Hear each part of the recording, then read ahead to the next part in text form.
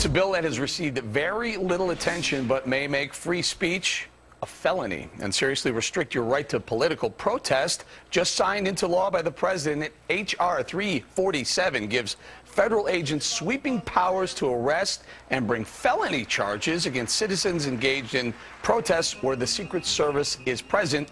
Joining us now with more, Fox News senior judicial analyst, good friend, Judge Andrew Napolitano. Judge, the thing that jumps out off the page, felony?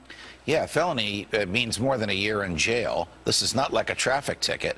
For standing and protesting, the type of thing that for 230 years Americans took for granted because it was protected by the First Amendment, Congress shall make no law abridging the freedom of speech, has actually been abridged by legislation the president signed last Thursday, supported overwhelmingly by both parties, with very, very little public debate and very little debate in Congress. Basically allows Secret Service agents to decide where there are no free speech zones, not speech zones, no free speech zones.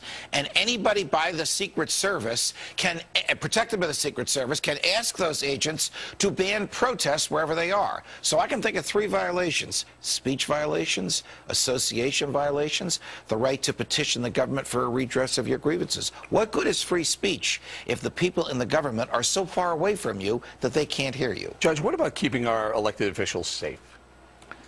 Keeping our elected officials safe is entirely different from insulating them from protest. The fact that the president is going to a hotel up the block should not bar you from standing across the street with a sign or with a bullhorn saying what you think about the president's policies. That is not a threat to him, and it is a part of American history since day one that we have the right to speak freely to, about, and against those in the government. Judge, do you think this is going to be one of those laws that is on the books but not enforced?